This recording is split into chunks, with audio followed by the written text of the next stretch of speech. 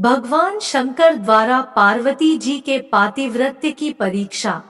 जिस प्रकार एक कुम्हार भट्टी में से घड़े को निकालकर उसे चारों तरफ से ठोक बजा कर देखता है कि घड़ा पूरी तरह पक कर तैयार है या नहीं, उसी प्रकार परमात्मा किसी भी प्राणी को अपनाने से पहले उसकी परीक्षा कर देखते हैं कि यह जीव मेरे द्वारा अपनाए जाने के लायक हुआ है या नहीं। ऐसी परीक्षा जीव को ही नहीं वरन भगवान की सहधर्मिणियों को भी देनी पड़ती है। पार्वती जी ने निरंतर समाधि में लीन रहने वाले भगवान शंकर को पति रूप में प्राप्त करने के लिए कैसी कठोर तपस्या की, कैसे कैसे क्लेश सहन किए, किस प्रकार उनके आराध्य ने उनके प्रेम की परीक्षा ली और किस प्रकार उनकी अदम्य निष्ठा की जीत हुई, इन सब का बड़ा ही मनोरम और हृदयग्राही वर्णन इस वीडियो में किया गया है। दक्ष यज्ञ की योगाग्नि में भस्म होने के बाद सती पर्वतराज हिमालय और उनकी पत्नी महारानी मेना के यहाँ पार्वती के रूप में अवतीर्ण हुई। सयानी होने पर माता पिता के आदेश से अत्यंत आदर, प्रेम और भक्ति से अपने मन को तर कर पार्वती जी ने भगवान शंकर को पति रूप में पाने के लिए तपस्या आरंभ कर दी। उन्होंने भोगों को रोग के समान और लोगों को सर्पों के झुंड के समान त्याग दिया और ऐसे तप में मन लगा दिया जो मुनियों के लिए भी अगम्य था। उनके लिए रात दिन बराबर हो गए हैं, न नींद है, न भूख और न प्यास ही है। नेत्रों में आंसू भरे रहते हैं, मुख से शिवनाम उच्चारण होता रहता है, शरीर पुलकित रहता है और हृदय में शिव जी बसे रहते हैं। कभी कंदमूल फल का भोजन होता है, कभी जल और वायु पर ही निर्वाह होता है और कभी बेल के सूखे पत्ते खाकर ही वे दिन बिता देती हैं। शास्त्रों में वृक्ष से गिरे हुए सूखे पत्तों को खाकर जीवन निर्वाह करते हुए देवाराधन करना तप की पराकाष्ठा मानी गई है, किंतु पार्वती जी ने अब उनको खाना भी छोड़ दिया और वे पर्णा नाम से जानी गई। देवताओं ने अनुकूल अवसर देखकर कामदेव को बुलाया। कामदेव जगत को जीत लेने के अभिमान में अपना साजो सामान सजा कर आया। कामदेव ने रसाल वृक्ष के पल्लवों में छिपकर शिव जी के वक्ष स्थल में बाण का संधान कर दिया। हृदय में विषम बाण चुभने से शिव जी समाधि से जाग गए। उन्होंने समाधि तोड़ने वाले की ओर क्रोध भरी दृष्टि से देखा और देखते ही कामदेव जलकर भस्म हो गया। शंकर जी की समाधि टूटने की बात सुनकर ब्रह्मा जी सहित सभी देवता उनके पास गए और शीघ्र ही विवाह करने के लिए प्रार्थना करने लगे। इधर सप्तर्षियों ने पार्वती जी के पास जाकर कहा कि तुम्हारी तपस्या व्यर्थ चली गई, क्योंकि शिवजी ने तो काम को ही जला डाला। अब निष्काम पति से विवाह करके क्या करोगी? पार्वती जी ने अत्यंत सटीक उत्तर देते हुए कहा, मेरा तो शिव जी पर स्वाभाविक प्रेम है। मेरा हठ है कि मैं आजन्म कुंवारी ही रहूंगी या एकमात्र शिव जी का ही वरण करूंगी, चाहे इसमें अनंत जन्म क्यों न लग जाए।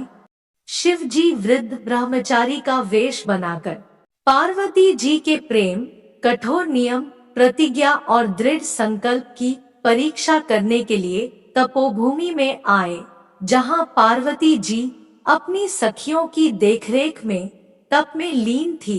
उस समय पार्वती जी की दशा देखकर शिव जी दुखी हो गए और मन ही मन कहने लगे, मेरा स्वभाव बड़ा ही कठोर है।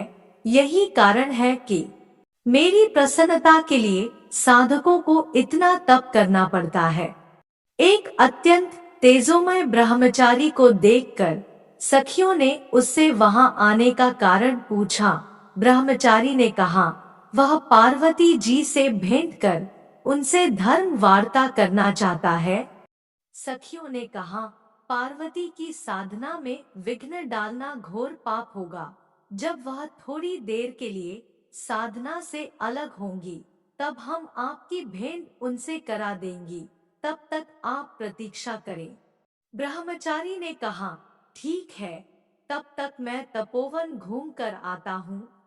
ब्रह्मचारी जहाँ पार्वती जी ध्यानमग्न थी, उस स्थान के सामने एक सरोवर में जानबूझकर ब्रह्मचारी बालक का रूप धारण कर गिर पड़े और जोर जोर से चिल्लाने लगे, दौड़ो दौड़ो, मुझे बचाओ। इस कातर ध्वनि को सुनकर पार्वती जी का ध्यान टूट गया और वे सखियों के साथ उस सरोवर पर आ गई। उन्होंने अपना बायां हाथ ब्रह्मचारी को सरोवर से बाहर निकालने के लिए बढ़ाया, परंतु ब्रह्मचारी ने कहा, बायां हाथ तो अपवित्र माना जाता है। दोषयुक्त भावना से की गई सहायता मुझे स्वीकार नहीं है। पार्वती जी ब्रह्मचारी को बचाना चाहती थी, परंतु उसके मना करने पर वे धर्म संकट में पड़ गई। उन्होंने ब्रह्मचारी से निवेदन किया, विप्रवर, मेरा दाहिना हाथ मेरा अपना नहीं है। यह तो मैं देवाधिदेव महादेव को अर्पित करने का संकल्प कर चुकी हूँ। उन्हीं की प्राप्ति के लिए मैं यह तप कर रही हूँ। अतः जो बात सच थी वह मैंने आपसे कह दी। ब्रह्मचारी ने कहा, देवी, यदि आपका शिव जी के प्रति इतना प्रेम है तो मुझे मेरे प्रारब्ध पर छोड़ दीजिए, और यदि आप एक ब्राह्मण के प्राण बचाने को महत्व देती है तो कृपया दाहिने हाथ से मुझे खींचकर इस सरोवर से बाहर निकालकर मेरी रक्षा कीजिए। पार्वती जी कुछ देर सोचती रही, फिर ब्राह्मण के प्राणों की रक्षा को मनुष्य का सर्वोपरि कर्तव्य मानकर उन्होंने अपना दाहिना हाथ ब्रह्मचारी के हाथों में दे दिया और उसे सरोवर से बाहर निकाल लिया। ब्रह्मचारी की प्राण रक्षा तो हो गई, परंतु पर पुरुष को अपना दाहिना हाथ देकर पार्वती जी आत्मग्लानि से भर गई। पर पुरुष के स्पर्श से अपने शरीर को दूषित मानकर उसके प्रायश्चित के लिए वे योगाग्नि में भस्म होने की तैयारी करने लगी। ब्रह्मचारी ने उनसे प्राण त्यागने का कारण पूछा, तब पार्वती जी ने उसे शिव जी के प्रति अपनी निष्ठा बताई। इस पर ब्रह्मचारी ने शिव जी की कटु आलोचना करना शुरू कर दिया। जिस समय वे भूत पिशाच और प्रेतों की बारात सजाकर आएंगे, तब तुम्हें पछताना पड़ेगा। ग्रंथि बंधन के समय अत्यंत सुंदर रेशमी वस्त्र को गच्चन के साथ जोड़ते हुए सखियां मुंह फेरकर हंसेंगी और कहेंगी कि अमृत के साथ विष घोलकर मिलाया जा रहा है।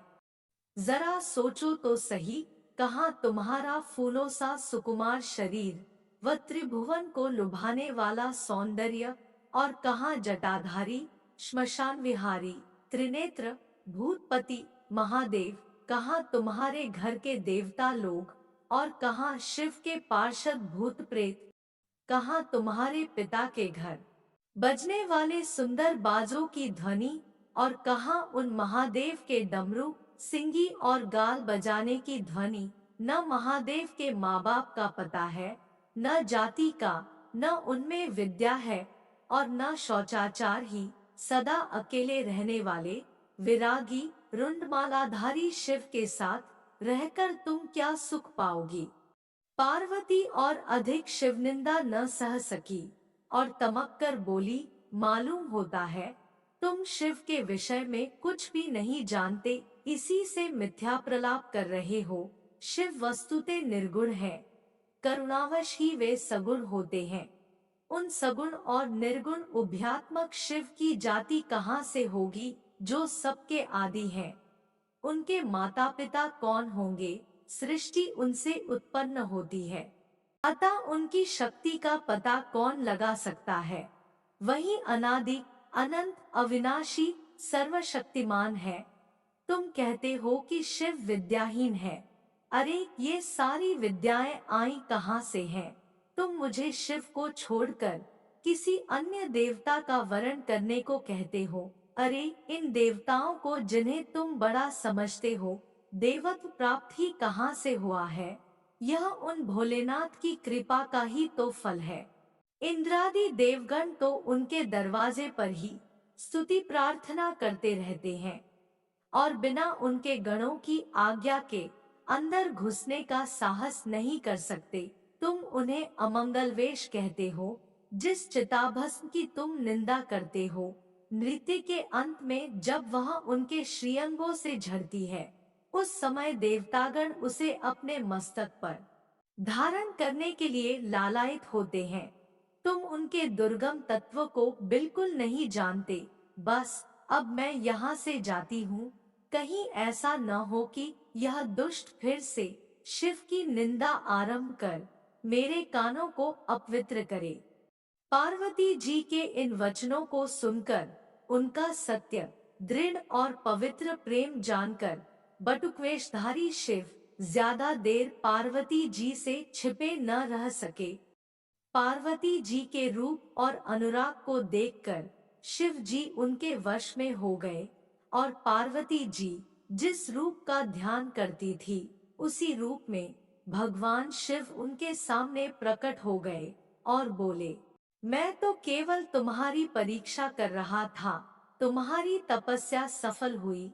हमको आज तक किसी ने कृतज्ञ नहीं बनाया, परंतु हे पार्वती, तुमने तो अपने तप और प्रेम से मुझे मोल ले लिया। पार्वती जी ने शिवजी के पैरों में गिरकर कहा, यह शरीर तो जन्मदाता और पालक माता पिता का है। आप उनसे इसे दान स्वरूप मांग कर उनका सम्मान और आर्य संस्कृति की रक्षा करें। अनादिकाल से गिरिराज किशोरी पार्वती एवं भगवान शिव हिंदू कन्याओं के परमाराध्य रहे हैं। जब से ये कन्याएं होश संभालती हैं, तभी से मनोभिलाषित वर की प्राप्ति के लिए गौरी पूजन किया करती हैं। शिव शंकर महादेव की जय। माता पार्वती की जय। मेरे प्रिय भाइयों और बहनों, आशा है कि आपको यह कथा पसंद आई होगी। इसके लिए आप वीडियो को लाइक करें, चैनल सब्सक्राइब करें और कमेंट अवश्य करें। धन्यवाद।